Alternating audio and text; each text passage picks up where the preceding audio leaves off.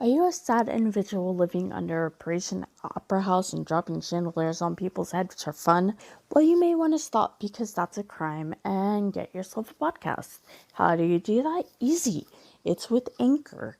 Anchor is a totally free app and website, and you can record from your phone or your computer. You don't need fancy smancy equipment. Seriously, I have recorded podcasts from my bathtub while I was bathing.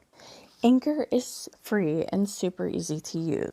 Anchor has really simple podcasting tools. You sign up and then you start podcasting. It really is that simple. Within an hour of starting my podcast, I was already distributed on Spotify. Now I'm on Spotify, Google Podcasts, Breaker, and Radio Public. So look for the app or the website. The website is anchor.fm, and the app, just go to your friendly local app store and look up Anchor. That's ANCHOR. Happy podcasting! We are back and we are talking about episodes 3 and 4 of Demon Slayer, which have titles, but I don't remember what they are, so they don't matter right now. Okay, I remembered the titles, but I guess that still doesn't matter. Okay, then go for it. I think episode 3 was Sabato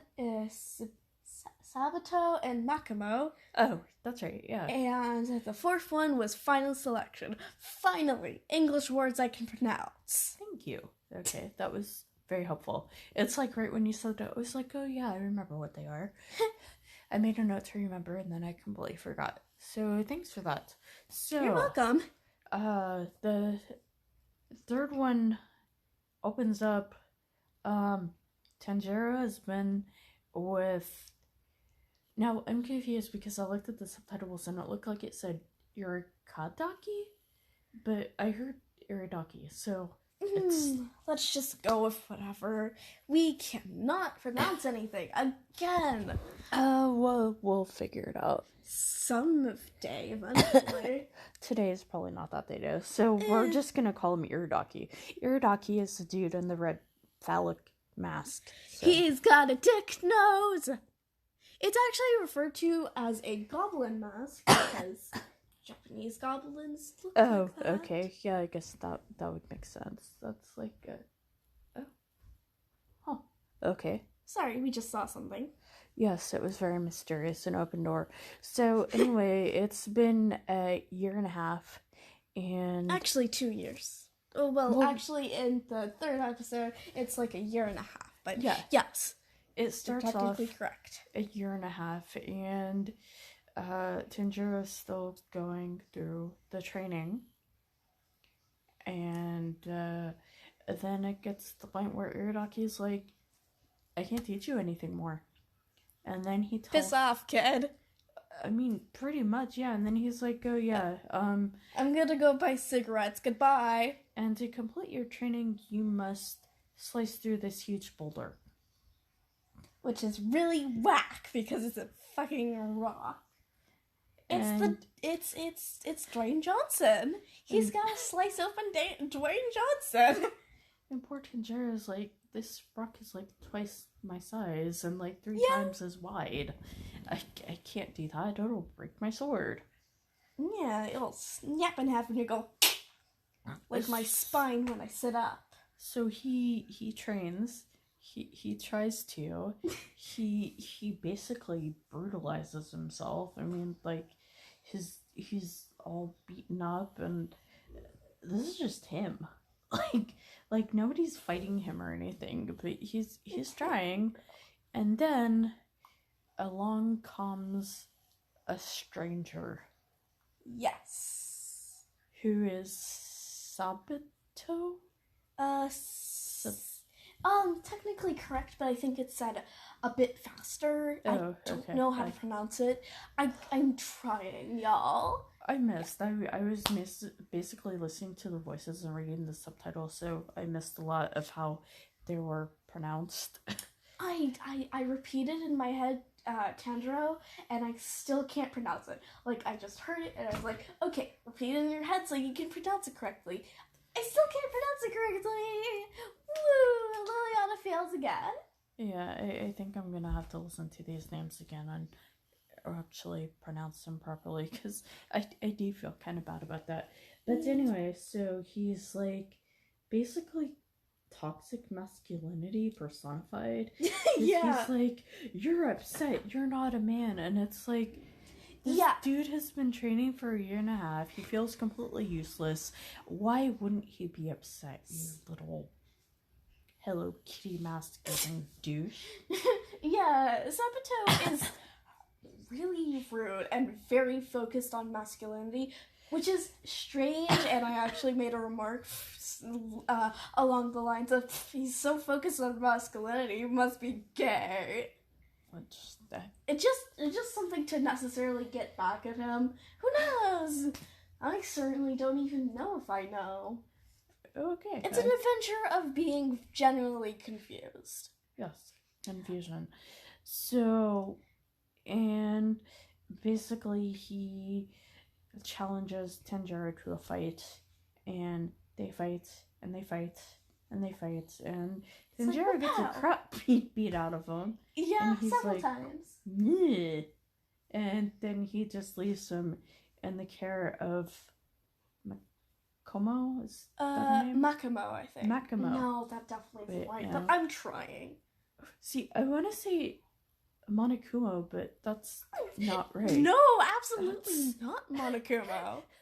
That would well, be actually, interesting. it's Monokuma? Oh, is it? Yeah, there's no O at the end. Okay. Sorry, we're still terrible at pronouncing Japanese names. We're trying. Yes, but it's not Monokuma. No, absolutely not. That's from something entirely different. That would make this a completely different show. Indeed. But anyway, so she's like, well, we're not really related, but we were training together. And then she proceeds to tell him that basically everything he's doing it wrong. Like, his heart is beating incorrectly. He's not breathing right. Like, he's basically failing at everything. And then she tells him how to do it properly. And he starts to actually, like, get it. Like, his body starts getting in better shape. So, like, his blood's flowing well. He's breathing right. And, excuse me. And then, so 6 months of this goes on. So, from episode 2 to episode 3, it's been 2 years. And Nezuko is still comatose. Nezuko? I think when it's pronounced, the U is silent, but okay. We're still having problems pronouncing it. Okay, Nezuko. That works. Yeah, that actually does sound correct. Good job. We've succeeded. We're gonna do this eventually. We're gonna try our best. But yeah, so it's been 2 years. Nezuko is still comatose. Apparently she hasn't eaten in 2 years. She hasn't, like, avoided waste. So, I mean, maybe that's a demon thing, but it doesn't really make a lot of sense. And I know, like, I'm thinking from a practical aspect, and it's like a fantasy anime, but, like, how? Just, how is that possible? It must be, being a demon must be pretty nifty. But, yeah, so he's worried about her, and, like, through the whole time, he's writing his diary, what's going on. His journal, he refers it to, but yeah, it's basically just a diary. I mean, they're basically the same thing. So, yeah, so he has another battle with Sabato. Like, we'll get it eventually. I see the names, and, like, then I say them, and it's like, oh, that's not right. Absolutely not, but we're, again, trying. If a Japanese person heard this, they would probably not be thrilled, so I'm sorry. They would beat the shit out of us, maybe. I don't feel like so. There's... If anyone listened to this podcast who just... I feel like anyone listening to this podcast is suffering at just how bad we're pronouncing these Japanese names. And I'm genuinely sorry because I feel like mispronouncing them is offensive in a way, but that's my anxiety talking, and I don't know how it's offensive to not be able to pronounce something. Again, I'm not trying to do it on purpose. Yeah, we'll get it. But, so anyway, they fight, and Tanjiro slices off the mask. They're both wearing fox masks, which when I first saw, I thought were cat masks, and I called them Hello Kitty masks. They're not. They're fox masks. Yeah. And they have special magic, apparently. They're warding masks. Basically, they're just sort of inscribed in a way with a type of warding magic that will ward off harm. This kind of doesn't necessarily work, but they're cute little Hello Kitty masks. Yeah, and they also apparently don't have eye holes, because when Tanjiro gets his mask, like, you can see the back of it, and there's no way to see through it. So yeah, there's no eye holes, there's just nothing. So that must mean that Urudaki can't see either. So it's like, how the fuck is anyone doing this? Is it just that they're sniffing so hard that they just know where things are? I think it might be magic. Who knows? But for the sake of plot convenience, let's just say that they have tiny eye holes that manage to make them see. Sure. Even though it doesn't show this, we'll just say it for, again, plot convenience. Sure, I mean, that works. Somehow. Anyways. So, I mean, that's basically, he somehow manages to slice through the boulder. Oh, apparently Sabato was like one of the people that managed to slice through the boulder. Mm-hmm. So it had been sliced through before, which seems like it would actually be easier, but like, because it was held together with a rope. But was it like glued together? Because he sliced it vertically, but it was held with the rope horizontally, so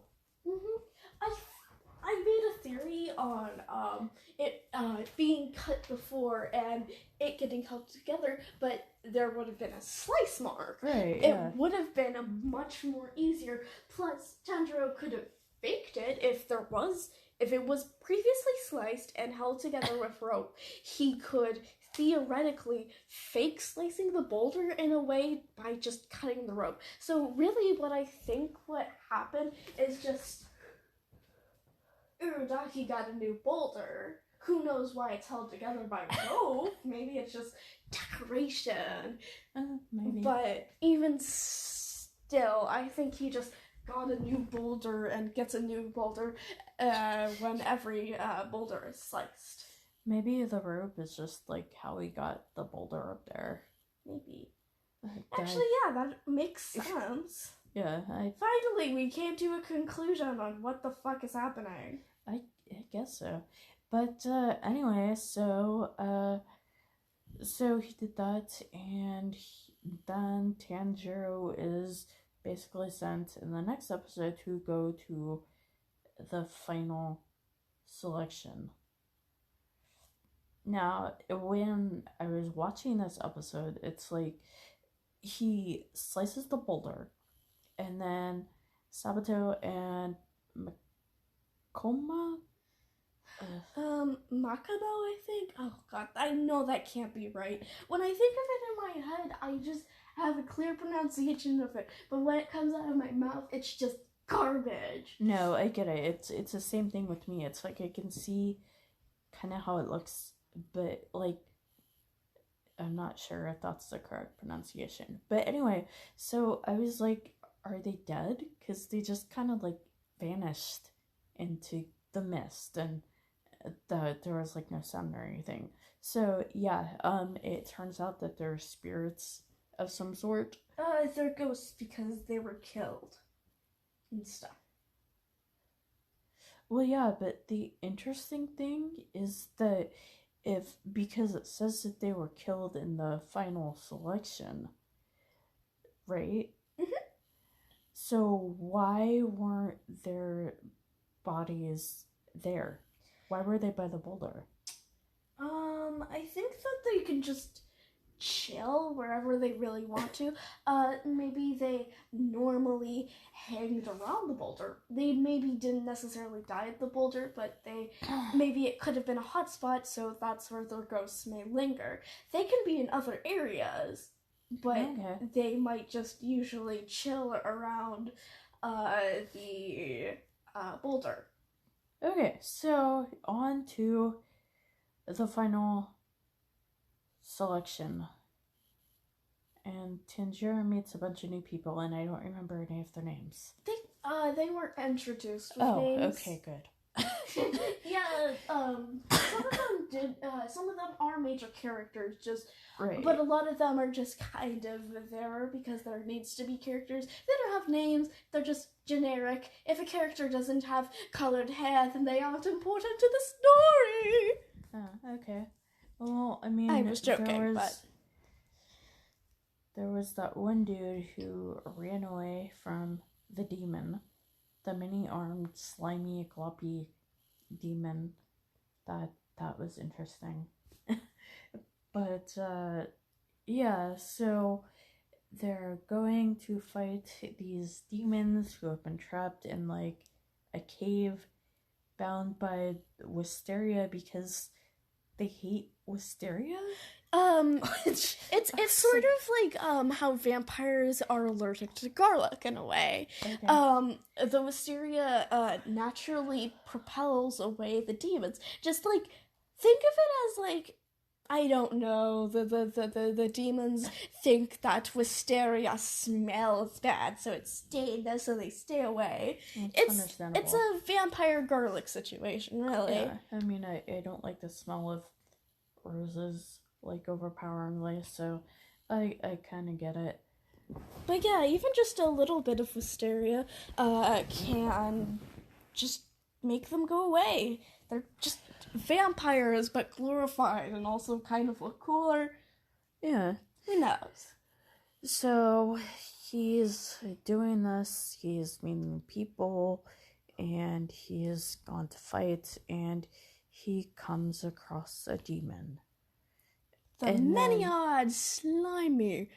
Well, this is the two demons before. Yes, the two demons who are arguing over who gets to make him food. Yeah, this one demon says to the other demon, "Hey, dude, hands off my prey!" And it's really dumb. They're just having a tantrum because both of them want to eat human flesh. Which, like, when you think about it, like, not very smart, because they could have teamed up and, you know, had half of him. They're sort of territorial, like dogs. Two dogs could possibly both get a treat, I guess, but they'll fight over it and be territorial. But they died and basically turned to ash. Very funky. Nothing was left behind because demons are just like that, but you know. The power of a magic sword. Basically, that's how demons die. They are burnt by sunlight, or they are decapitated with a nitrite sword? I think it's nitrin, maybe. Oh, okay. I'm not sure. I can't remember how it was ever pronounced since it's rarely said, but basically, it's made by a special steel that harnesses sunlight, and that sunlight can be used to kill the demons. Right. Yeah. So he kills them, and then he comes across the slimy, many-armed, gloppy demon that giggled a lot and had fabulous fingernails. Oh, he absolutely did. They were very red and pretty. Yes. I don't know why they're red. Like, he annually paints all of the hands he has. Just, who knows? Where did he even get that nail polish? Is it actually blood? Who fucking knows? Yeah, so, apparently this demon has eaten, like, 15 Actually, it was 50. Oh, I thought it was... Because he was counting on his fingers and he's like, 15? Actually, he was counting and he went to 14. Tanjiro would be the 14th of Urudaki's disciples that would be killed. Okay. He's the slimy demon boy has killed 50 demon slayers in total, but around, I think, 13 of Urudaki's disciples. Right, and we kind of get, like, with that, we kind of get backstory on why Urudaki is kind of terrible. Sort of. Because his disciples keep on getting horribly murdered, so, he just really doesn't want to see another child die. Yeah. It's heartbreaking to him. Yeah, I mean... baby. So he's got a dick nose, and he's old, but he's baby. Yeah, I mean, that makes his attitude make a lot more sense, so... It doesn't justify his attitude. No. Absolutely not, but... it makes it slightly, just maybe a bit more sense. And also slightly justifiable. He's still an asshole, but it's justifiable. Yeah. So, Tanjiro starts by slicing off the many arms of this demon, and it's a lot of arms. Oh, absolutely. And, since demons, regenerate very quickly, it's just not really bothered. It's more of like randomly getting bumped. It's like, well, that's fine. I'll just heal that right back up and I'll be good to go. I'll just slap a band-aid. And the really interesting thing is that Sabato and Makomo are watching, but they're at the boulder. Actually, they're more of just commentating on what they necessarily think are happening. Like, they're like, oh crap, is Tanjiro actually going to win? Like, they're aware he's at the final selection, so they're wondering, will he get past the demon that killed all of them? Oh, okay, because I thought that they were saying, like, they could see it. Nope. Okay. They're just chilling. They're vibing, bro. Well, I guess that makes sense. Like, when you're dead, I mean, really, what are you gonna do? So... be dead? He remembers Makoma's advice about the perfect breath control. No, what? Concentration? It's something like that. So... total breath concentration. Yeah, that's it. And, like, so he starts breathing properly and his blood's flowing properly. And he goes straight for this demon's very thick neck, which seems to take over the shoulders because he doesn't really seem to have a neck. He does have a neck. I think it's just covered by arms, and those arms are very thick in nature, so it's just kind of hard. And when Sabato, way back when, tried to slice the neck, his sword just went. Yeah. And then he got his fucking head squished like a berry. Yeah, that was. It was disturbing, even with just silhouettes. It was just. Yeah, because the implication of, like, what the demon was saying he did to him was like, ugh. My heart just sank. It was disgusting, and it just made the demon easier to hate in a way. Yeah, and then he purposefully did that to infuriate and also give backstory. Yeah, and then he talked about how he ripped poor Makomo apart, and that was horrible. Like, even though that was also in just a silhouette, it was just like, he was like, when I talked about killing all of Urudaki's disciples, she started crying and flew into a rage, so I plucked her limbs from her. Yeah. And it just makes it all the more worse because, it's just so heart-wrenching. And it's like, then, like, that makes sense why Sabato was, like, so vicious to him, was because, like, he really didn't want to see, like, another kid died, which... No one ever wants to see a kid die, except for the demon guy, probably. Yeah, I was about to say the demon's probably cool with the kids dying. Yeah, definitely cool with the kids dying. But, yeah, so what that made me wonder is that where are the rest of the disciples? Oh, they're just dead. So they didn't become ghosts? They did become ghosts, they aren't as important to the plot, so they don't necessarily... I think, like, in the next episode, they kind of show up and you can see all of the ghosts. But they just kind of aren't necessarily as social as Sabato and Makoma. Right. Okay. So anyway, he manages to slay the demon. And, like, it's actually kind of gross. Like, I know it's animated, but, like, you can see, like, the body pulsing as it comes after him, and ugh. It's very nasty. Yes. He's a very nasty boy. He's a nasty green demon boy with fabulous fingernails. Yeah. Well, not anymore, because, he he died. But, yeah, he had great nails. He really did. Gotta give it up for that demon. But, anyway, so, that's pretty much it, right? Mm-hmm. I can't really think of anything else more to say about the episode. Yeah, okay, so that's it, and hopefully we will be back later with episodes 5 and 6. Wouldn't